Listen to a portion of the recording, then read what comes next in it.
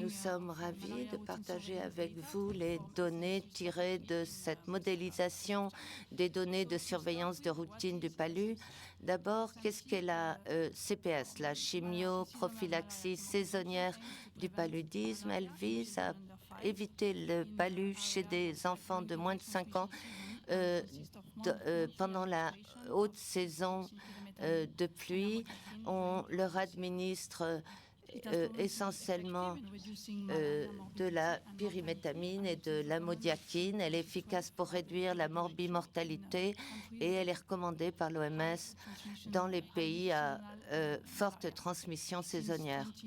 Depuis 2022, c'est également recommandé dans les pays où la saison des pluies est plus longue, en adaptant les stratégies aux besoins du pays. Au Tchad, il y a un grand fardeau du palu avec plus de 890 000 cas chez les moins de 5 ans en 2024. À Moïse Salas, sud du Tchad, pendant la haute saison des pluies, on a une forte incidence, plus de 40 000 cas en moyenne chez les moins de 5 ans.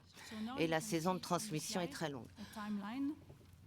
Là, la chronologie avec l'évolution du programme à Moïsala et le nombre hebdomadaire de cas et les moments où on administre la CPS. Le programme MSF a démarré en 2010 et on a démarré la prophylaxie saisonnière en 2012 et on l'a adapté pour le district de Moïsala en 3 vagues. En 2019, on a arrêté car la saison des pluies était très longue, donc ce n'était pas une région de prédilection, mais on a repris en 2020 et en 2021, on a tenu compte de cette saison des pluies plus longue en ajoutant une 5e vague afin de mieux couvrir cette longue période de transmission.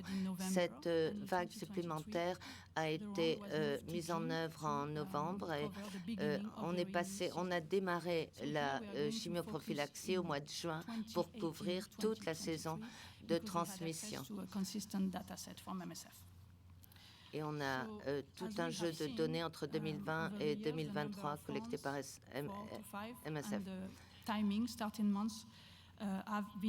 Donc, on a modifié le moment du démarrage et de la fin de cette administration de CPS. Le nombre de cas est influencé par le moment où on administre la CPS et aussi la pluviométrie, mais il faut décider avant la saison des pluies. Il faut commencer avant la saison des pluies l'administration de la CPS. L'objectif de ce modèle est d'éclairer quelle est la meilleure stratégie à Moïsala et par optimal, on veut dire le nombre de cas évités sur la base des données de routine collectées entre 2020 et 2023. Sur la base des seules données disponibles, il peut être difficile de déterminer la meilleure stratégie, mais en modélisant cela, on peut répondre à certaines questions. Le modèle mécanique représente la transmission palustre. Beaucoup de facteurs influent sur la transmission, la couverture de la CPS, l'augmentation démographique, et puis la pluviométrie, les données de température qui influencent le cycle de vie des moustiques et donc la transmission. Ce modèle a été calibré sur la base des données disponibles et les nombres de cas hebdomadaires chez les moins de 5 ans. Maintenant qu'on a un modèle calibré, on peut l'utiliser pour évaluer différentes stratégies de CPS. On peut décider d'avoir 4 ou 5 vagues et démarrer cette chimioprophylaxie en juin ou en juillet. Là, les données, le nombre de cas observés, nombre de cas compliqués de palu, et voilà les résultats du processus de calibration. En orange, vous avez les valeurs données par le modèle. Avec les intervalles de confiance. Donc, on a confiance dans ce modèle et on peut s'en servir pour répondre aux questions concernant la meilleure stratégie adoptée. Par exemple, et si on y avait de la CPS en 2019, si on n'avait pas ajouté une 5e vague en 2021, et si on avait commencé en 2003 au mois de juillet plutôt qu'au mois de juin. Alors d'abord, si on n'avait pas arrêté la CPS en 2019,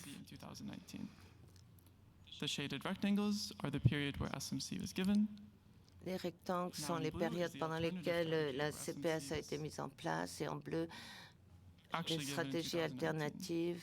En comparant les deux courbes, on peut quantifier l'impact qu'a eu l'arrêt de la CPS en 2019. Quand on compare ces courbes, on a estimé que 11 200 cas auraient pu être évités si on avait administré la chimioprophylaxie saisonnière en 2019, qui se serait traduit par 19% de réduction des cas dans la haute saison des pluies.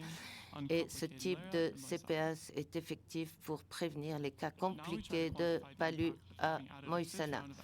On a essayé de calculer l'impact d'avoir une cinquième vague de CPS en juillet 2021-2022.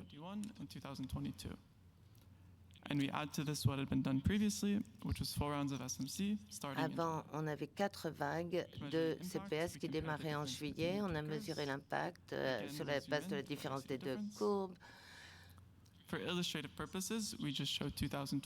Là, on a 2021, mais c'est similaire à ce qui s'est passé en 2022. On a estimé que il y avait 2660 cas de moins par année avec une 5e vague plutôt que 4 seulement, qui se traduit par une réduction des cas de 6%. Et donc, une 5e vague a eu un impact pour réduire les cas non compliqués de palu. Là, on essayait de déterminer le fait qu'on démarre la 5e vague en juin plutôt qu'en juillet. Je vous laisse regarder les résultats. Là où la CPS a démarré en juillet. Here we have the number of malaria cases in 2023 on top and rainfall in the plot below. We see that by putting the first round of SMC in June instead of July.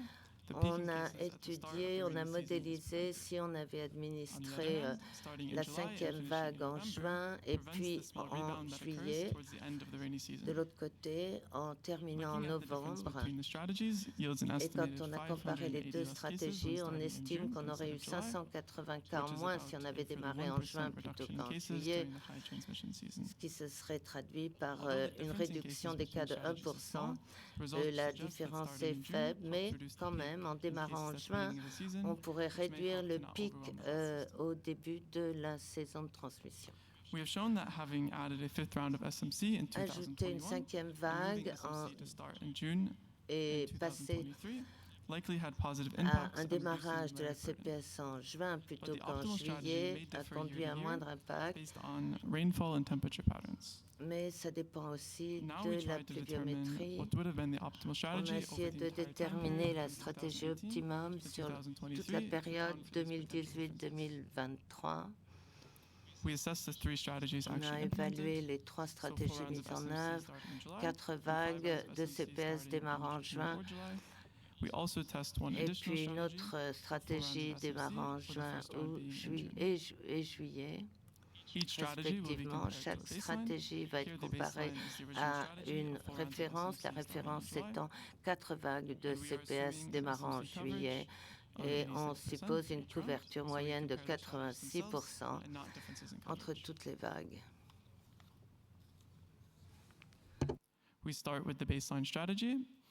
Alors, la stratégie de référence, 4 vagues de CPS en démarrant en juillet.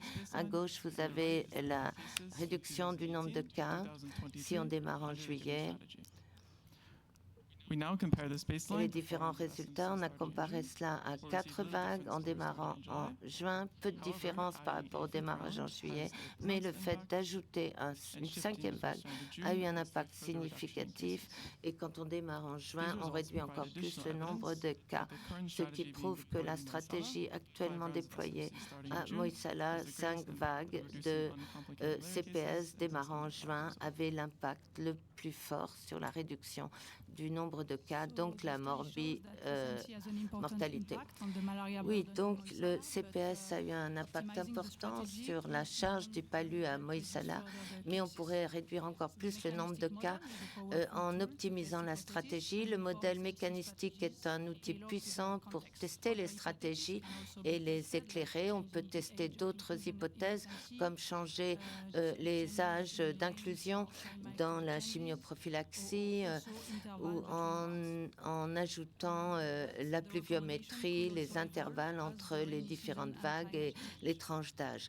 Ces recommandations pourraient évoluer en fonction de la saison des pluies et du changement climatique. Le modèle est toujours une simplification de la réalité et dans notre cas, par exemple, ça ne tient pas compte de l'hétérogénéité du district de Moyssala et les résultats de ces modèles ne valent que si les données de base sont correctes et l'incertitude des données entrées peuvent affecter les résultats de ces modèles. On va intégrer de nouvelles données dans le modèle avec les cas sévères et les décès, des données du sous-district des années précédentes et des années plus récentes. Et puis le modèle va être étendu pour intégrer le vaccin R21 qui va être mis en place pour la première fois à partir de juin 2025 et cela devrait nous aider encore plus à définir la meilleure stratégie.